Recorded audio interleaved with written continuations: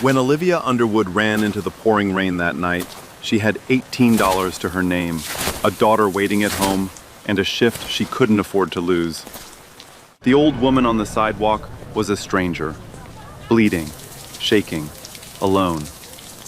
A dozen people watched from inside the diner. Nobody moved. Some laughed. Olivia didn't think about her rent being overdue. She didn't think about the tips she was about to lose. She didn't think about the shoes she couldn't replace. She just ran. And that single decision, the one everyone in that room called foolish, would turn out to be the most important thing she ever did. Because the woman on the ground, she wasn't who anyone thought she was. And the truth would make every person who laughed that night wish they could take it back. But before any of that, before the truth came out, before the cameras, before every person in that diner went silent with shame, Olivia Underwood was just trying to survive another week. Richmond, Virginia, the East Side. Row houses with chipped paint and sagging porches. A laundromat on the corner that always smelled like bleach. A bus stop with a cracked bench where Olivia sat every morning at 5:45, waiting in the dark. This wasn't the Richmond you see in travel magazines. This was Richmond where people worked 2 jobs and still couldn't make rent. Olivia was 29 years old, single mother, 1 daughter, no safety net. Every morning, she woke up at 5:15, before the sun, before the noise. She'd stand in the bathroom for 1 minute, staring at herself in the mirror. Not out of vanity. Out of something closer to a pep talk she never said out loud. Then she'd move. Her daughter Nyla, 6 years old, slept on a pull-out couch in the living room. The bedroom ceiling had black mold creeping along the corner. Olivia had called the landlord twice. He said he'd get to it. That was 4 months ago. So Nyla slept in the living room, and Olivia made sure that the pull-out couch had clean sheets every week.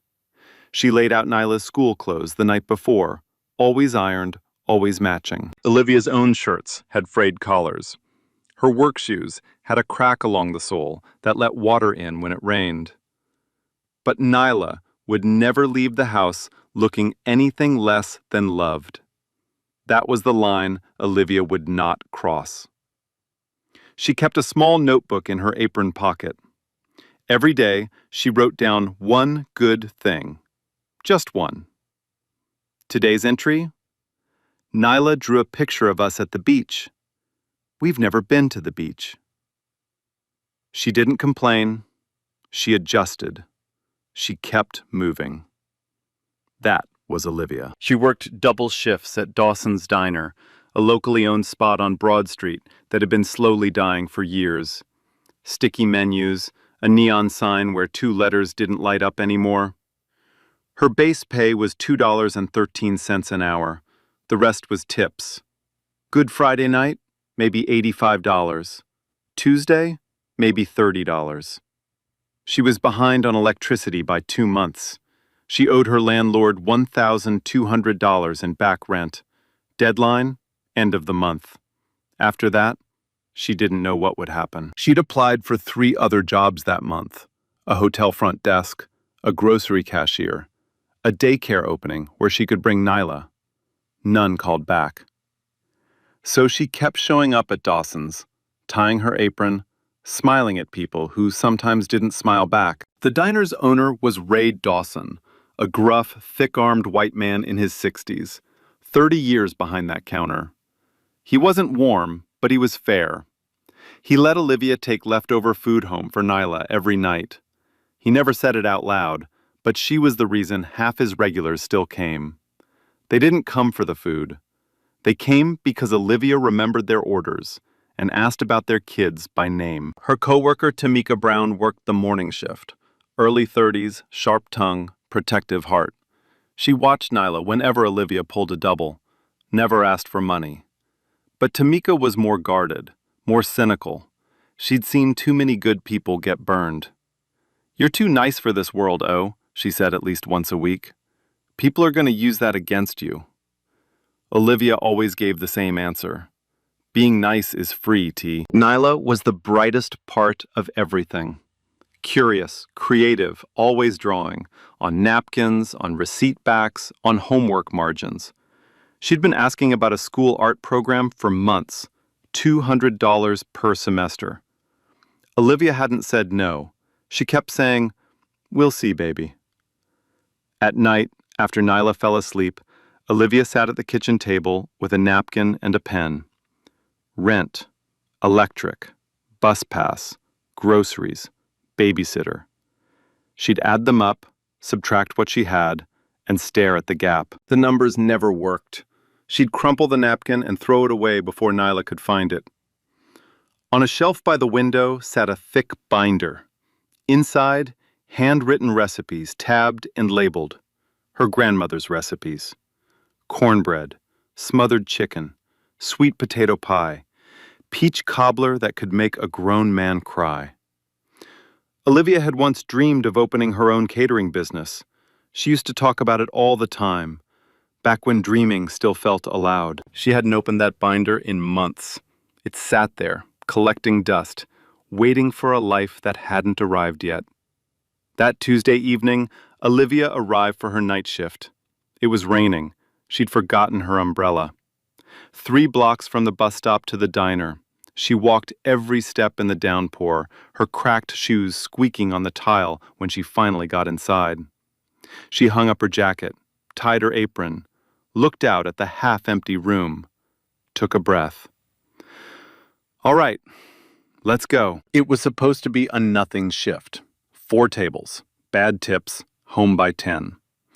But at 8:42 p.m., everything changed. The rain had gotten worse. Not just heavy, violent. The kind of downpour that turned gutters into rivers and made headlights blur into streaks of white. It drove people off the streets and into whatever door was closest. That's how Dawson's Diner ended up full on a Tuesday night. 12 customers, maybe 13.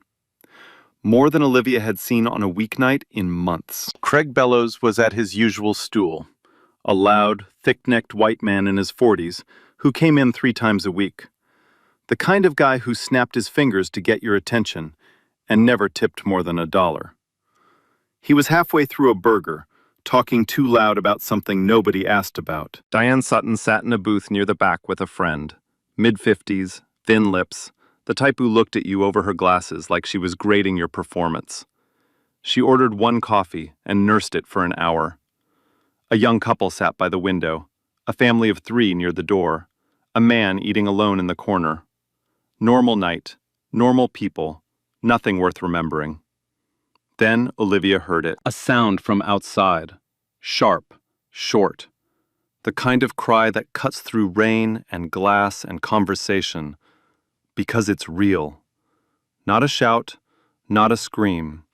Just a single, broken note of pain from someone who wasn't used to making noise. Olivia looked up from the ketchup bottles she was refilling. Through the rain-streaked window, she saw her. An elderly white woman, thin, elegant even on the ground, lying on the wet sidewalk just outside the diner. Camel-colored wool coat, now soaked dark. Pearl earrings catching the streetlight. Her wrist was bent at a wrong angle, pressed beneath her. Her handbag had split open on impact.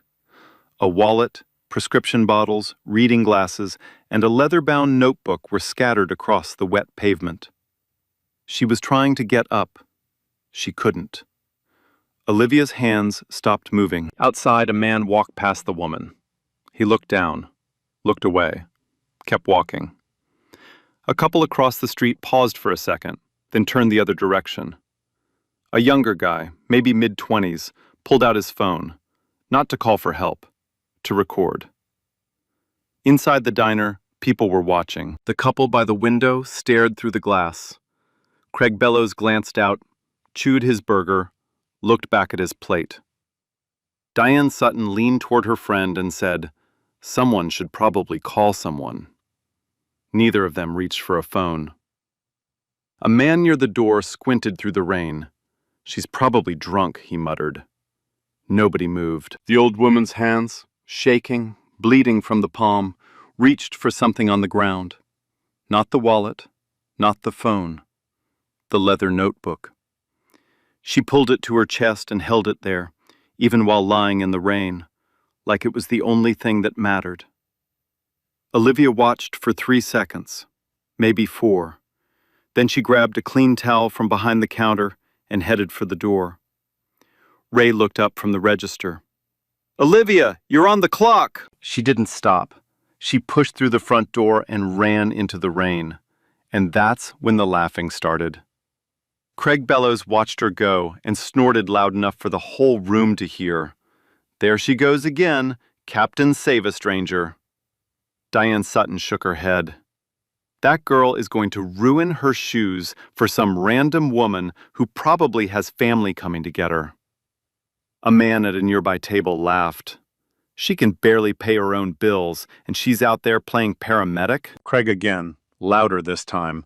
"Somebody tell her she's a waitress, not a social worker. My coffee's getting cold." Laughter rippled through the diner. Not just one person, not just a chuckle. Multiple people, laughing together, the way people do when they've decided someone is beneath them. The kind of laughter that says, "You don't matter, and what you're doing doesn't matter either." One customer leaned toward another. "She's always doing stuff like this, too nice for her own good. That's why she's still serving tables at 29.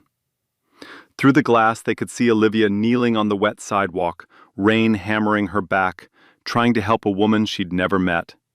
And they laughed.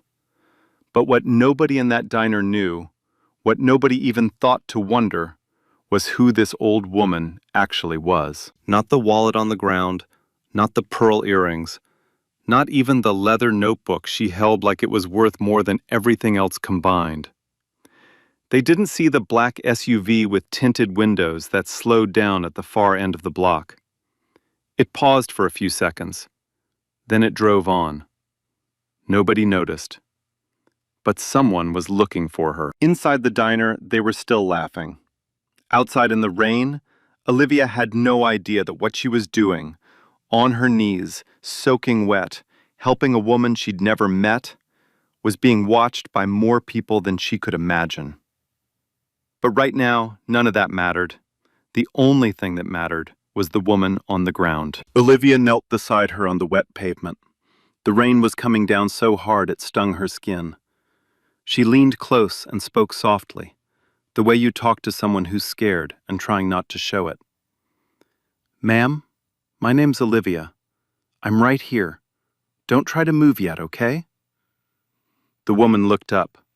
Her eyes were wide, frightened. Not the kind of frightened that comes from pain. The kind that comes from being helpless when you're not used to it. Olivia draped the dry towel over the woman's shoulders. She gently took her wrist, swollen, bruising fast, but the skin wasn't broken. She held it still and steady. "I think your wrist might be hurt pretty bad," Olivia said, "but you're going to be okay. I'm not going anywhere." The woman's voice came out thin, shaking. "My things, my bag, is everything?" "Everything's right here." Olivia was already gathering the scattered belongings off the wet ground. Wallet, prescription bottles, cracked phone, reading glasses, the leather-bound notebook. She picked up each item carefully, almost reverently, like they belonged to someone who mattered, because they did. She noticed the notebook had gold-embossed initials on the cover, E.A.W. She didn't linger on it. She placed everything back in the handbag, zipped it closed, and set it gently in the woman's lap. "All safe, see? Let's just worry about you right now." Through the diner window, the show continued. Craig Bellows had his phone out, not pointed at the old woman, pointed at Olivia. He was filming her and laughing, showing the screen to the man next to him. "Look at this. She's out there in the rain like she's on Grey's Anatomy." Diane Sutton rolled her eyes from her booth. "I give it 5 minutes before she realizes nobody's going to tip her for this." More laughter, low and mean. Olivia heard it. Through the glass, through the rain, she heard them laughing at her. She paused, just for a half-second. Her jaw tightened. Her eyes flickered toward the window. Then she turned back to the old woman and kept working. "Can you stand if I help you?" Olivia asked. I don't know." "That's okay. We'll go slow." Olivia positioned herself beside the woman, slid one arm around her waist, and gently lifted. The woman was taller than Olivia, but frail. She leaned heavily, gripping Olivia's shoulder with her uninjured hand.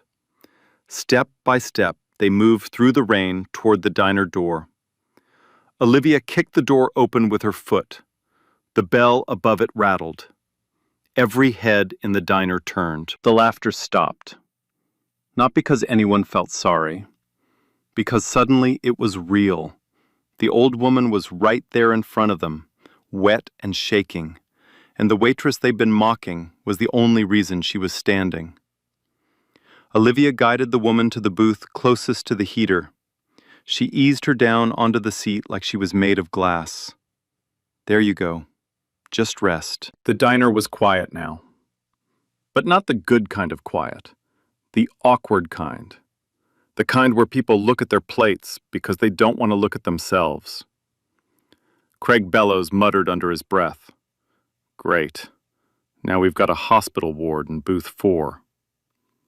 A few people let out a weak laugh, but it was thinner this time, less sure of itself. Olivia didn't react.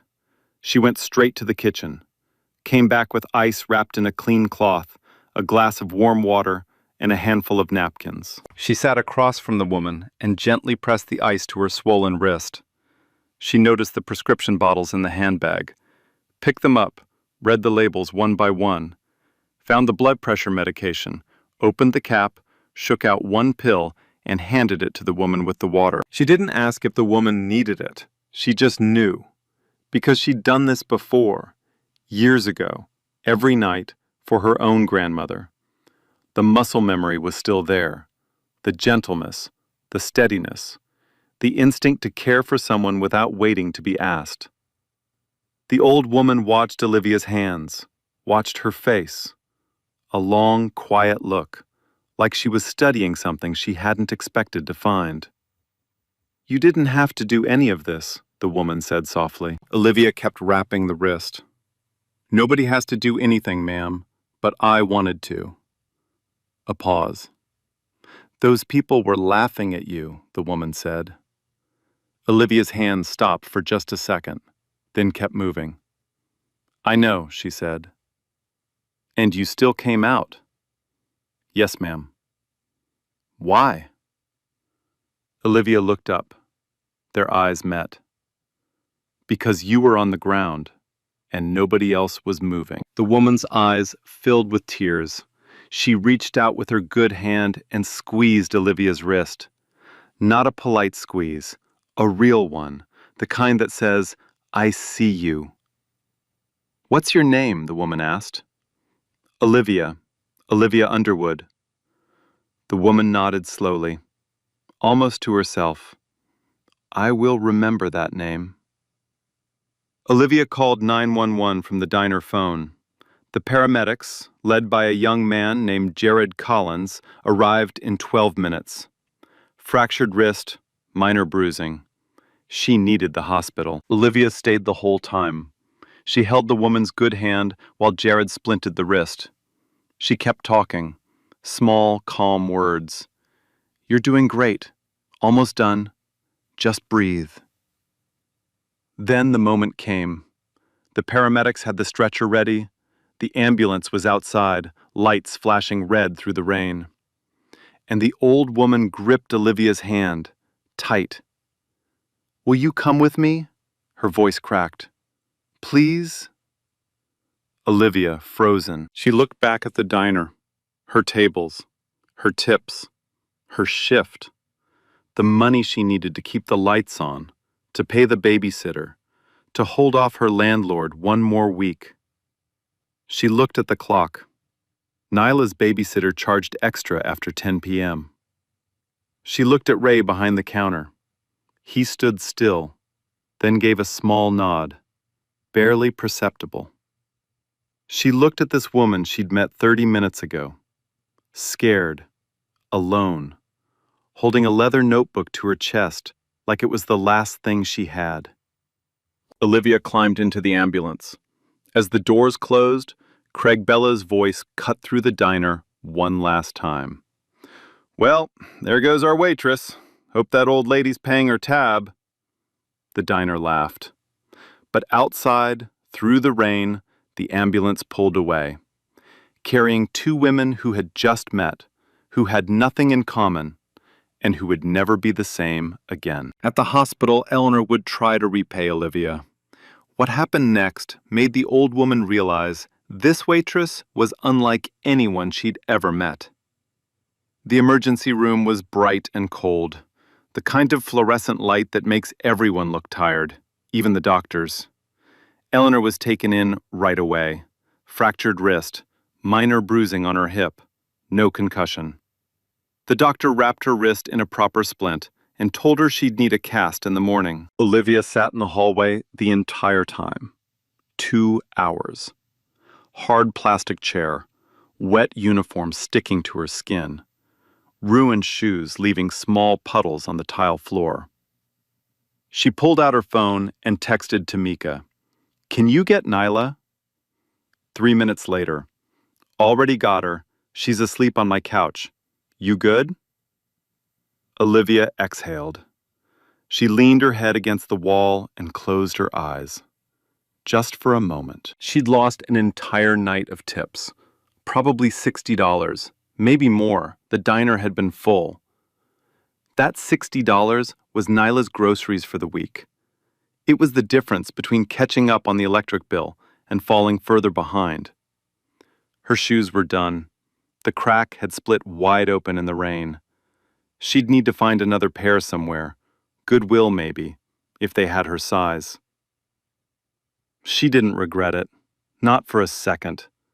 But the math was going to hurt tomorrow. A nurse appeared in the hallway. "Ma'am, she's asking for you." Olivia stood up, smoothed her damp uniform, and walked into the room.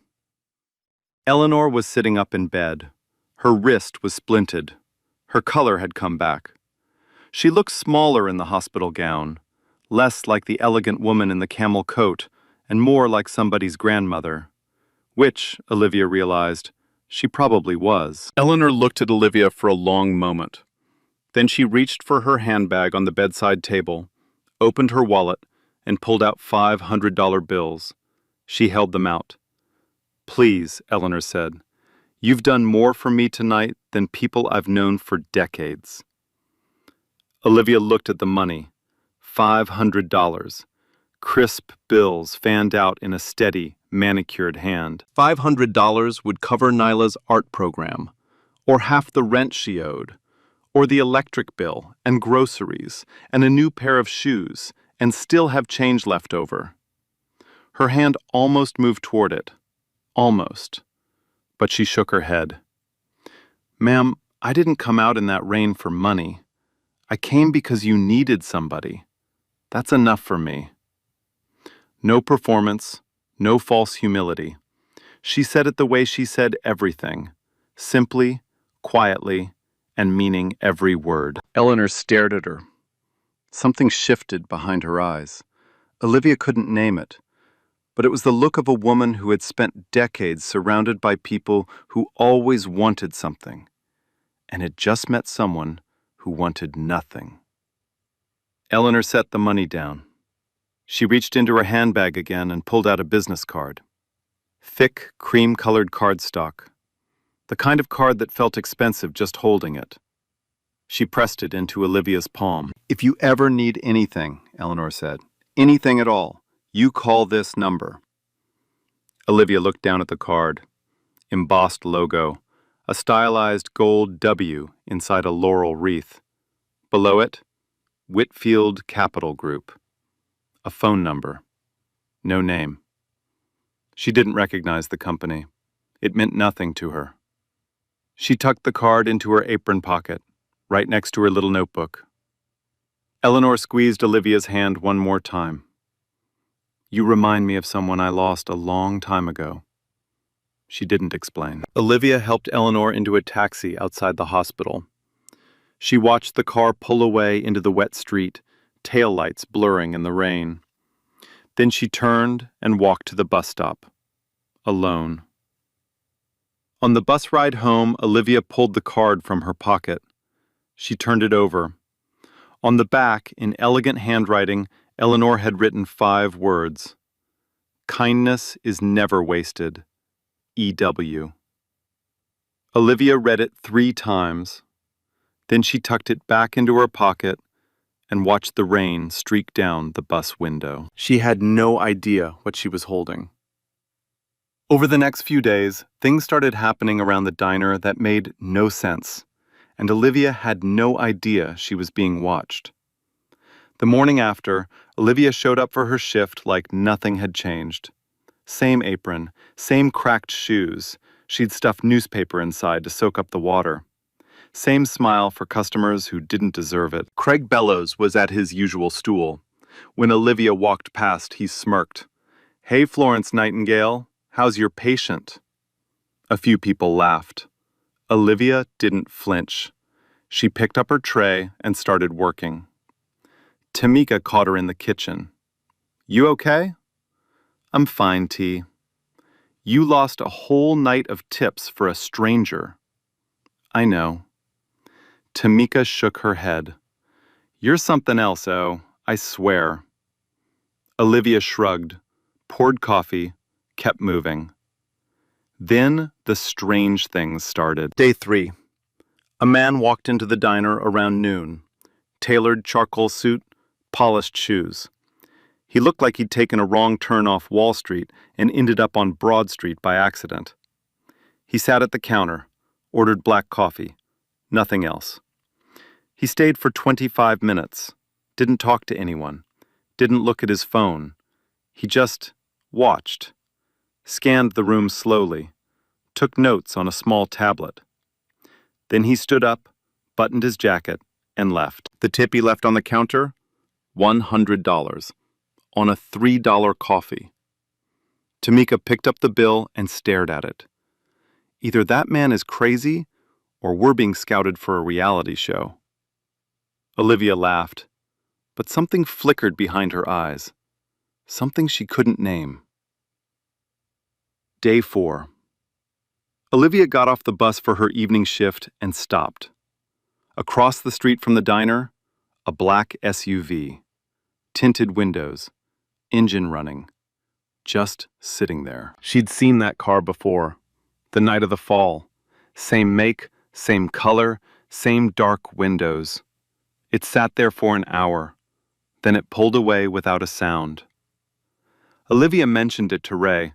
He barely looked up from the register. Probably an Uber waiting on someone. She nodded, let it go, went back to work. Day 5. A delivery driver walked into the diner carrying flowers. Not gas station carnations in plastic wrap. Orchids, white roses, arranged in a crystal vase that caught the light like it cost more than Olivia's rent. No sender name, no return address. The delivery card had one line, written in careful handwriting. For the woman who stops in the rain. Olivia read it. Her hand trembled. She looked at Tamika. What is going on? Tamika had no answer. The viewers are connecting dots now. The suit, the SUV, the flowers, the business card tucked in Olivia's apron. Something is building. Something is coming. But Olivia doesn't have those puzzle pieces yet. She just has tables to clear and a shift to finish. Then, exactly 1 week after that rainy Tuesday night, the front door of Dawson's Diner opened. And every single person who had laughed at Olivia Underwood was about to find out exactly how wrong they were. Thursday evening, 7:30 p.m.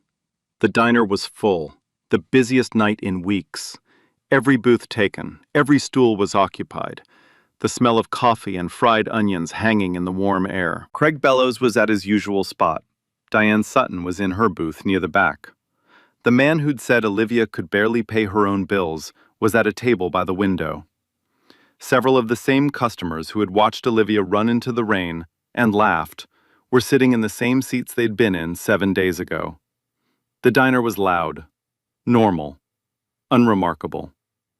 Then the door opened. A woman stepped in first. Charcoal blazer, black heels, hair pulled back tight. She held the door open and stepped to the side like she was clearing a path. Behind her, a man, mid-50s, silver-templed, navy overcoat. He walked the way people walk when they're used to rooms adjusting to them. Not arrogant, just certain. The kind of presence that changes the air before he says a word. Behind him, 2 more people in dark professional attire, and behind them all, a woman in a camel-colored coat, pearl earrings, wrist in a cast. Eleanor. But she didn't look like the woman on the sidewalk, not anymore. She walked with her chin level and her shoulders straight, unhurried, composed. The kind of quiet authority that doesn't need to announce itself. The diner went still, not because anyone recognized them, but because these people did not belong here. The suits alone probably cost more than the diner's weekly revenue. Every customer felt it. Every eye turned toward the door. Olivia was carrying a tray of drinks to table 6 when she saw her. Her face changed instantly. The tray went down on the nearest counter. She crossed the room, not running, but fast, and reached for Eleanor's hands without thinking. "Ma'am, oh my goodness, how's your wrist? Are you okay?" Eleanor smiled. Not a polite smile, a real one, deep and warm and full of something that looked a lot like gratitude. "Much better," Eleanor said, "because of you." The man in the navy overcoat stepped forward. He extended his hand. "Miss Underwood? My name is Graham Whitfield. Eleanor is my mother." Olivia shook his hand. Polite, confused, the name meant nothing to her. "I'm the founder and CEO of Whitfield Capital Group." Olivia blinked. Her hand drifted to her apron pocket. She pulled out the business card, the one Eleanor had given her at the hospital. Cream-colored, gold-embossed W with a laurel wreath. She looked at the card, looked at Graham, looked at Eleanor. The logo matched. Behind the counter, Tamika had already pulled out her phone. Her thumbs moved fast.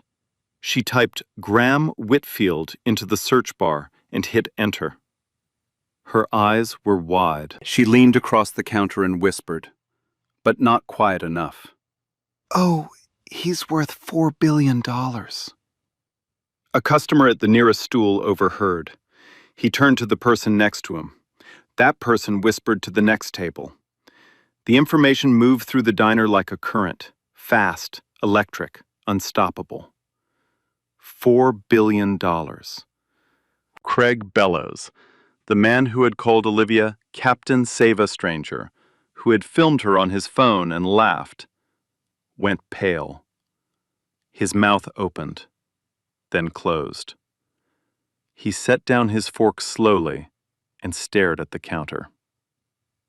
Diane Sutton, the woman who'd said Olivia would ruin her shoes for nothing, gripped her coffee cup so hard her knuckles turned white.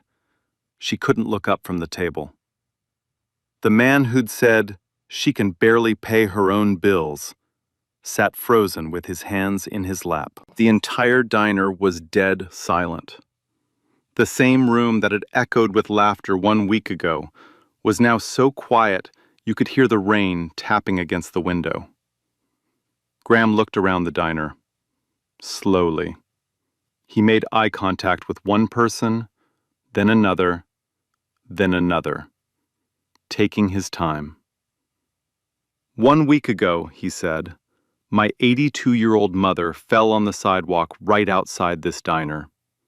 She was hurt, she was scared, and she was alone. He paused. I'm told there were over a dozen people in this room at the time. Silence. Not one of you helped her. Craig Bellows stared at his plate. His face was the color of raw meat. But one person did, Graham continued. One person ran out into the rain, knelt on the ground, bandaged my mother's wrist, called an ambulance, and rode with her to the hospital. He paused again, longer this time. And I'm told that while she did all of this, some of you laughed. Diane Sutton's chin trembled. She looked like she wanted the floor to open beneath her. My mother slipped her security that evening. She does that sometimes. Graham's voice stayed level, controlled. When I found out what happened, that my mother lay on a public sidewalk and the only person who stopped was a waitress earning $2 an hour, I needed to find that person. He turned to Olivia. Ms. Underwood, you didn't know who my mother was. You didn't do it for a reward. You did it because it was right. He held her gaze.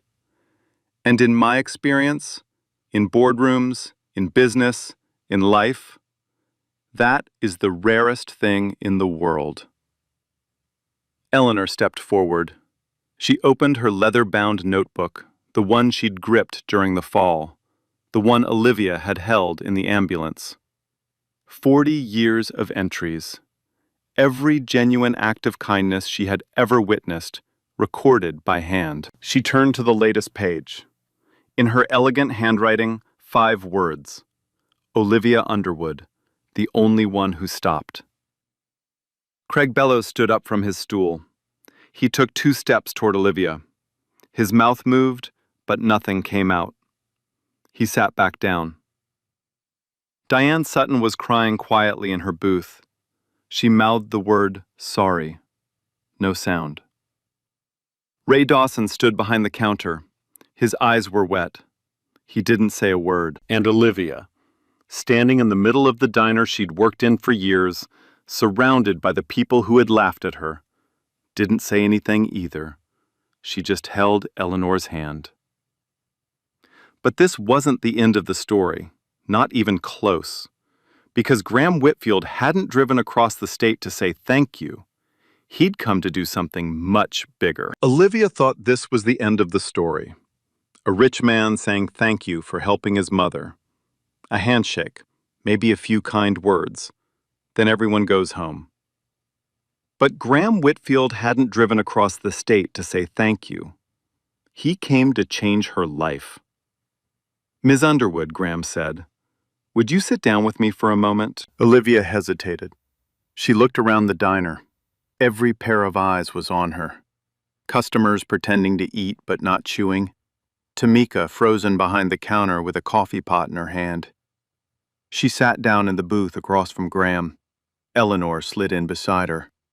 The woman in the charcoal blazer, Sloane Perry, placed a folder on the table.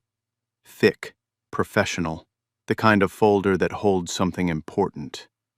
Graham folded his hands on the table. Whitfield Capital Group has a community investment division, he began. We fund small businesses in underserved neighborhoods. We've been running this program for 6 years. Bakeries, repair shops, cleaning services, real businesses built by real people. Olivia nodded slowly. She didn't know where this was going. We've been looking for the right person to anchor a new pilot program here in Richmond. Someone the community trusts. Someone with character. He paused. Someone who proves, under pressure, when no one's watching, when there's nothing to gain, that they lead with integrity. He looked at her steadily. We've done our research, Ms. Underwood. Olivia's breath caught. We know about your grandmother's recipes. We know about the binder on your shelf, the one you haven't opened in months. We know you once dreamed of starting your own catering business. Olivia's lips parted. She hadn't told anyone about that binder, not anyone except Tamika. She looked at Tamika behind the counter. Tamika shook her head. She hadn't said a word. Graham continued. And we want to make it happen. He opened the folder. Inside, documents, floor plans, financial projections. He laid them out one by one as he spoke. First, full funding to open your own restaurant and catering business. Build out, commercial kitchen, equipment, licensing, first-year operating costs. $350,000. Olivia didn't move. She heard the number, but it didn't register. It was too large. It belonged to a different world. A world that didn't include cracked shoes and crumpled napkins and $60 Tuesday nights. Second, a 2-year mentorship program through Whitfield Capital.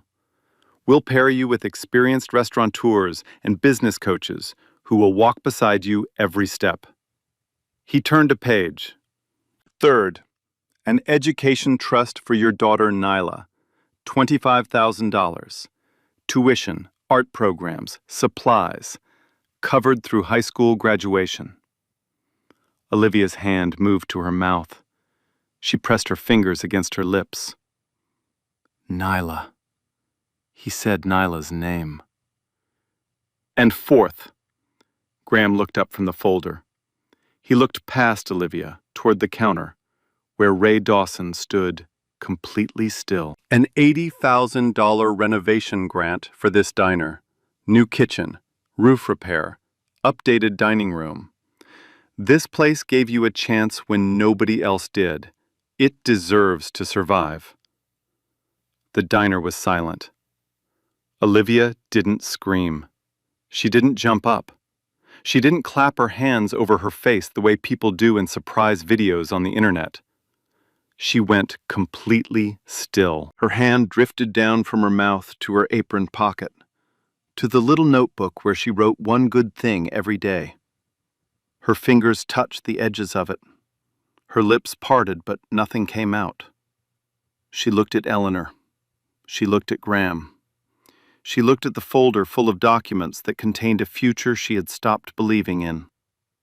Then the tears came. Not loud, not dramatic, quiet tears. The kind that roll slow and steady and come from somewhere so deep you didn't even know it was there. She covered her mouth with one hand. You didn't have to do this, she whispered. Eleanor took Olivia's hand. Her grip was gentle but firm. You didn't have to kneel in the rain for a stranger, Eleanor said. But you did. So here we are. Behind the counter, Ray Dawson heard the number. $80,000. For his diner. The diner he'd poured 30 years of his life into. The diner that was 3 months from closing. He sat down in the nearest booth, put his face in his hands. The room was quiet enough to hear him breathing. When he looked up, his eyes were red. His voice was barely a whisper. I was going to close in 3 months. I hadn't told anyone. Nobody spoke. Nobody needed to. Olivia wiped her eyes. She looked at Graham. And then she said something he wasn't expecting. I'll do it, but I have one condition. Graham raised an eyebrow. The business hires from my neighborhood, local people, local suppliers.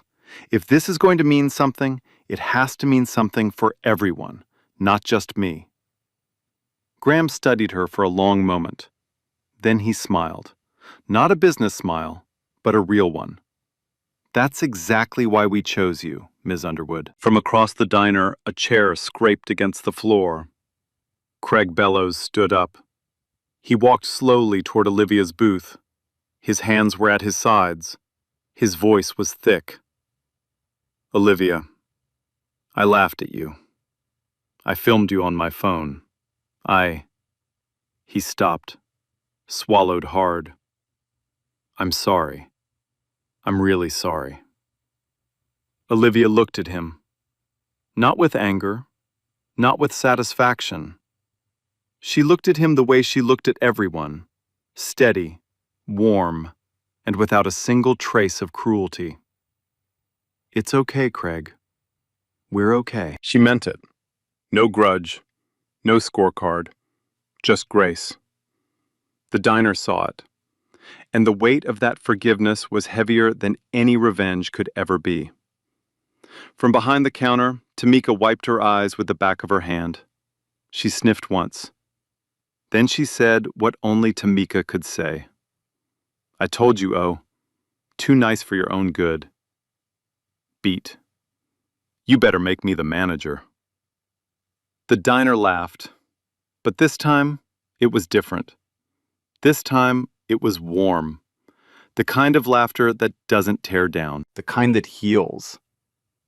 6 months later, the block where Olivia used to walk in the rain to catch the bus, you wouldn't recognize it. It started with the diner. Dawson's Diner closed for 3 weeks for renovation. New kitchen, new roof, the one that had been leaking since before Olivia started working there. Fresh paint on the walls, updated booths, a new sign out front. But Ray kept the original name. He said the name wasn't just a sign. It was a promise. 30 years of showing up. He wasn't about to erase that. Behind the counter, Ray hung a framed photograph. Olivia and Eleanor, taken the night of the offer. Olivia in her stained apron, eyes still red from crying. Eleanor beside her, cast on her wrist, smiling like she'd just found something she'd been looking for a very long time. The local news picked it up first. Andrea Moore from Channel 12 Richmond ran a 3-minute segment. She called it The Waitress Who Stopped. It aired on a Wednesday evening, and by Thursday morning it had been shared over 40,000 times. People started coming to Dawson's Diner just because of the story. Not tourists, real people, families from across Richmond. Couples who drove an hour just to eat at the place where it happened. Old regulars who'd stopped coming years ago came back. The diner that was 3 months from closing now had a 6-month wait list for Friday nights. Ray hired 2 new staff. He gave Olivia a raise before she even left to start her own business. You earned it a long time ago, he said. I just couldn't afford it until now. Then came Underwood Kitchen, 3 blocks from the diner. A small storefront with a big window. Olivia designed the menu herself, straight from her grandmother's binder. The same recipes that had been collecting dust on her shelf. Cornbread, smothered chicken, sweet potato pie, peach cobbler. She spent weeks in that kitchen before the grand opening, testing, adjusting, getting it right. She wanted every plate to taste the way her grandmother's kitchen smelled, warm and safe, and like somebody loved you. Opening day. Eleanor cut the ribbon with her healed hand. Graham stood behind her, clapping. Nyla stood at the front door in a little apron, handing out cookies she'd helped bake that morning. The line went around the block. Within the first year, Olivia hired 8 people from her neighborhood, 2 single mothers from her apartment building who hadn't been able to find steady work, a recently released veteran named Douglas who'd been turned down by every restaurant in the city, a teenager named Keisha who reminded Olivia of herself at that age, tough outside, scared inside, just needing someone to give her a chance. Olivia partnered with a local church to provide free meals every Wednesday for elderly residents who lived alone. She called it Wednesday Supper. It started with 12 people. Within 3 months, it was 60. Nobody had to sign up. Nobody had to prove anything. You just showed up. And Olivia fed you. Nyla enrolled in the art program, the one that cost $200 a semester, the one Olivia had kept saying, "We'll see" about. Her first project, a watercolor painting of her mother kneeling in the rain, helping a woman she didn't know. It won a school-wide award.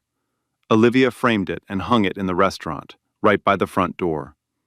Every customer who walked in saw it first. Whitfield Capital expanded the pilot program to 3 more cities, Charlotte, Baltimore, and Memphis. They named it the Underwood Initiative. Olivia didn't ask for that. Graham insisted. People need to know where this started, he said. They need to know a name. Craig Bellows became one of Underwood Kitchen's most loyal customers. He came in every Saturday. He never talked about that night. But every weekend, he volunteered at the Wednesday supper program, setting up tables, carrying plates, cleaning up after. he never missed. Ray installed a board at Dawson's Diner, a pay-it-forward board, where customers could buy a meal for someone who couldn't afford one. Within 6 months, over 500 meals had been funded. The board was covered in handwritten notes. One of them read, "Because someone stopped for me once." And Tamika? She was the general manager of Underwood Kitchen. On the first day of every new hire, she said the same thing. Rule number 1 in this kitchen: if you see someone who needs help, you stop. You don't think about it. You don't check who's watching. You stop. She'd pause. Then she'd smile. Ask Olivia why. But the moment that stays with Olivia, the one she thinks about late at night when the restaurant is closed and Nyla is asleep, happened on an ordinary Wednesday, almost a year later. She was locking up Underwood Kitchen. It was raining. Not a storm, just a soft, steady rain. The kind that sounds like the sky is whispering.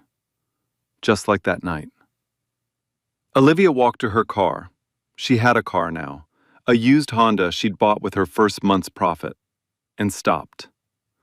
A teenage girl was sitting on the curb, soaked, head down, hands hanging between her knees. She wasn't hurt. She wasn't crying. She was just sitting there, the way people sit when they've run out of places to go. Olivia stood by her car for a second. The engine was still warm. The heater was waiting. Home was 15 minutes away. Nyla was with Tamika. Everything in her life told her to get in, drive away, and let somebody else handle it. She didn't get in the car. She walked over to the girl and sat down on the wet curb beside her. Her jeans soaked through in seconds. Rain landed on her shoulders, her hair, her hands. Just like before. She didn't say anything at first. She just sat there. 2 people on a wet curb in the dark, breathing the same rain. Then, softly, "Hey, you okay?" The girl looked up, surprised, not because someone spoke to her, but because someone sat down. "You're sitting in the rain," the girl said. Olivia smiled. "Yeah, I've done it before." A pause. The rain filled the silence. "You want to come inside? Dry off? Eat something? No charge, no questions." The girl hesitated, looked at the dark restaurant, looked at Olivia. Then she nodded. Inside, while the girl ate leftover cornbread and smothered chicken at a table by the window, Olivia reached into her jacket pocket. She pulled out a leather-bound notebook. Not her old one, the small one where she used to write one good thing each day. This was new. Eleanor had given it to her 3 months after the grand opening. Same quality leather, same gold embossing, but the initials on the cover were different. O.U. Olivia opened it. Inside, pages of names. People she had helped. People who had helped her. A record of kindness, passed down from one woman to another. She turned to a fresh line and wrote the girl's name. Then she flipped back to the very first page, the first entry, written in her own handwriting the night Eleanor gave her the notebook. Eleanor Whitfield, rainy Tuesday, reminded me that stopping matters. She closed the notebook, put it back in her pocket, went back to wiping down the last table, humming softly to herself. Outside, the rain kept falling. Inside, a girl who had nowhere to go was warm and full. The tradition continues. The chain doesn't break. So, why did I tell this story? Because I keep thinking about that diner. A room full of people, watching an old woman on the ground, and the only person who moved was the one who had the least to give. They laughed at her. They said she was wasting her time. And every single one of them was wrong. Olivia didn't help Eleanor because she thought something good would come from it. She helped her because that's who she is. And I think we all need to ask ourselves, honestly, Would we have been Olivia? Or would we have been one of the people at the table, watching through the window, convincing ourselves it wasn't our problem? Quiet kindness still exists, but it won't survive if we keep laughing at the people who practice it. If this story hit you the way it hit me, leave a like, share it with someone who needs to hear it today. And if you haven't subscribed yet, go ahead and tap that button. I'll see you in the next one. A whole room full of people, and the only one who moved was the woman making $2 an hour. Everyone else watched through the window and laughed. But here's what gets me about Olivia. At the hospital, Eleanor held out $500, the money of covered Nyla's art program groceries for a week. A new pair of shoes. Olivia said no. Said, I didn't come out in that rain for money. I came because you needed somebody. She wasn't thinking about who Eleanor was. She wasn't calculating what she might get back. She saw an 82-year-old woman alone on wet concrete, and she ran. On a safe she couldn't afford to lose, while a whole diner laughed behind the glass. That's not the kindness, that's character. The kind they can't fake, the kind that shows up when nobody's clapping. So, let me ask you something real. If you were in that diner, rain pouring, an old woman on the ground, the rent overdue, the whole night of tips on the line, would you have gone out? If this moved you, hit a like and share it with someone who needs it today. Subscribe if you haven't. And remember, kindness doesn't need an audience. It just needs one person willing to move.